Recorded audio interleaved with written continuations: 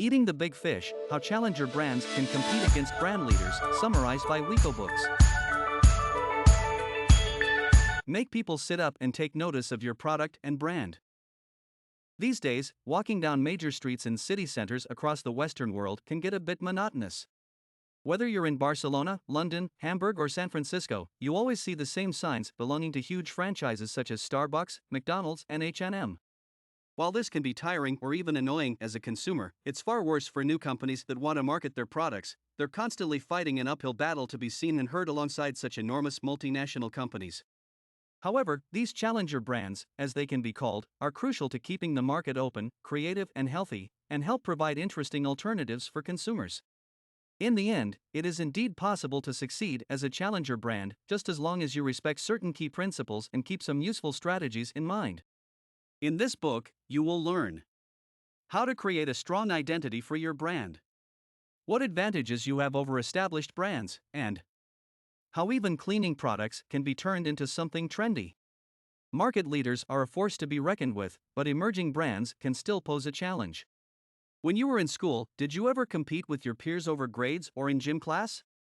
If you did, this competitive spirit probably led to you coming face to face with someone who always seemed to have the edge over you, and the world of business poses a similar situation. In business, these powerful rivals are called brand leaders. They are established firms with clear competitive advantages over the brands below them, which are known as challenger brands. As a result, leaders naturally enjoy a higher rate of profit than challengers. For instance, data collected in 2007 by the Profit Impact of Market Strategy, or PIMS, found that the return of an investment placed by a brand leader in Europe is 40%, while the rate for the second-ranked brand is just 26%. In the United States, firms put up comparable numbers, with the leader getting a 32% return on their investment and the number 2 brand bringing in an 18% return. Simply put, brand leaders get more bang for their buck. This higher level of profit also means that they invest more and, therefore, make even more profit. They can even invest in long-term projects like researching ways to increase their competitive edge down the line. But that doesn't mean that brands in the second position or lower are entirely outgunned. These companies simply need to think differently. While it's great to be the best brand on the market, it's still pretty good to be number 2, 3, or 4. Just take the American car rental service, Avis. The company knew it wasn't the leader in its industry. It was clear that their fierce competitor, Hertz, held that title. In fact, Avis was closer to the rear of the pack. But with an incredible advertising strategy, they managed to climb into second position and close Hertz's considerable competitive advantage. And that's just one example of how challenger brands can strut their stuff. While they might need to work harder and do a bit more to keep up, they can make great leaps through creative approaches. But before you learn more about the mindset challenger brands should adopt, let's take a closer look at the hurdles they face in today's market. Challenger brands have to contend with increasingly skeptical, distracted, and stressed out consumers. When people are stressed, they tend to stick with what's comfortable, their favorite restaurant, their most worn out t-shirt, and the album that's been stuck on repeat in their headphones. But for the small store down the street that just opened, this human tendency can pose serious problems. After all, since people's attention has become harder to capture, marketing has become a tough nut for challenger brands to crack. For instance, we text on our way to work, use our cell phones at work, and take them out of our pockets to listen to the radio, browse the internet, or read blogs. In short, we're busy, and amid this constant distraction, our attention spans are waning. Just take a 2006 study conducted in the United Kingdom, which found that 36% of texting occurs in front of the TV.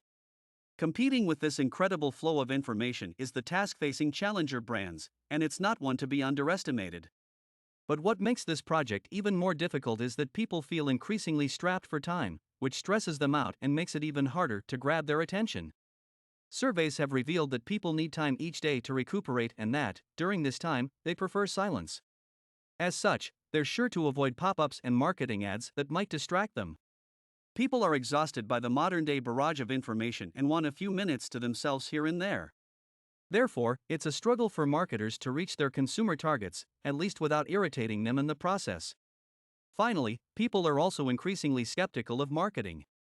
A US study even found that consumer trust for brands dropped from over 50% to around 25% between 1997 and 2006. In this climate, there's no reason to assume that a consumer will gladly absorb and accept your marketing strategy.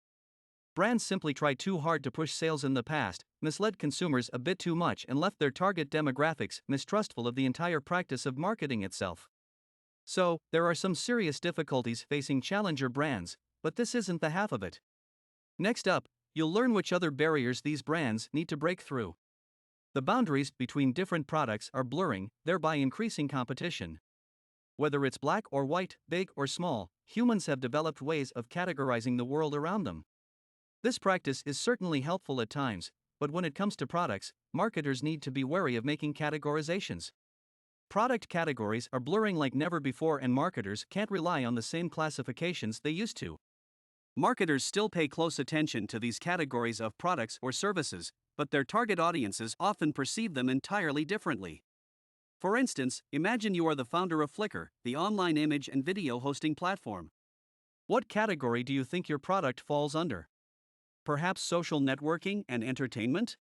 Well, consider the fact that one consumer used Flickr to find a hotel in Hawaii. Does this make Flickr a research tool, a travel agency, or a photo sharing platform? The point is, the boundaries are bleeding into one another. And technology is blurring these lines even further. Just think of an iPhone. Is it a phone, a camera, a browsing device, all three, or much more? Because of these changes, categories are now whatever consumers want them to be, as they will always find different ways to use the products they buy. This makes paying excessive attention to categories a total waste of time for marketers. But this shift has major implications for business at large. Competition is no longer confined to your category of business, but is instead much broader. Suddenly, there are plenty more products for you to compete with. Imagine you want to sell iPhones, but since the categories are blurring, you're not just competing with other smartphone retailers, you're also going head-to-head with camera companies like Nikon and Canon. Now that you've got a good sense of the difficulties challenger brands face, let's take a look at the characteristics that make it possible for them to pose a threat to brand leaders. The lack of experience common to many challenger brands allows them to ask essential questions. There are all manner of challenger brands out there, but regardless of how varied these companies are, they all have 8 common characteristics. These are the 8 credos, and they describe how these brands tend to behave. Let's take a closer look at some of these credos. The first is called intelligent naivety. This one is especially important, since being able to intelligently use what little experience you have can enable you to ask the right questions and develop a powerful challenger brand. In fact, experience is much less important than most people think, and it can even become a stumbling block. After all, when you've been in the same industry for decades, it can be a challenge to look outside the norms of your field. As a result, experienced brands tend to be blinded by the conventions and procedures of their companies, as well as the fields they operate in. However, when you have little or no knowledge of a specific field, you're much more likely to ask yourself the questions you need to transform your area of focus. Just take Method, a home cleaning product created by Eric Ryan in 1999. Ryan knew absolutely nothing about cleaning products, but had a great design background. He asked the question, why can't a cleaning product come in a designer bottle, rather than one that's purely functional? From there, by observing the various home makeover TV shows, he realized that cleaning products could be a powerful symbol for creating an elegant home ambience. So, with a friend of his, he created a well-designed and ecologically friendly cleaning product that became a core aspect of household design. Today, Method is the 7th fastest growing product among all packaged goods in the United States. This rapid success was only possible because of Ryan's essentially non-existent experience with the field he endeavored to enter. He simply applied his knowledge of another field to shift the perception of his product. Strong values and emotional relationships with customers are vital for challenger brands. Nowadays, lots of companies base their businesses on identifying problems, like feeling tired because of a heavy workload, and offering solutions, like a soft drink that's tasty and highly caffeinated. But this classic approach is far from what a challenger brand will do. Another credo of successful challenger brands is having a lighthouse identity, which pushes consumers to embrace the brand's values. Lighthouse identities make their primary marketing activity the intense communication of a particular opinion or belief and precisely why they hold it. In effect, this creates ownership of a category or product and communicates how the company thinks the world should be. Consider the Spanish shoe brand, Camper. They quickly built a powerful brand identity by continuously stressing their extreme dislike for the rapid pace of the world. They perfectly captured this perspective in their motto, walk, don't run. Slow living then became a value that many of their consumers sympathized with and adopted, leading them to buy products that matched this belief. What was even more perfect in this example was that, for Camper, the slow living image they cultivated was easily reinforced by the slow pace of Mallorca, the island on which the shoe brand was launched. But that's not all strong Lighthouse identities can do, they can also build emotional relationships with customers. This is an essential step, since challenger brands will never succeed simply by offering convenience or appearing trustworthy. It's also important for such brands to cultivate strong relationships with their customers. Just consider Apple, which has been wildly successful at getting customers to identify with their products.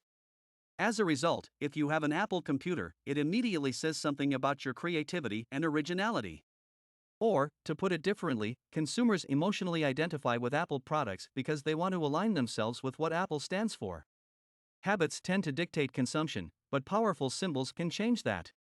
After finding that a particular cheese satisfies your taste buds, do you keep looking for new, interesting flavors, or do you more or less stick with the variety you know you like?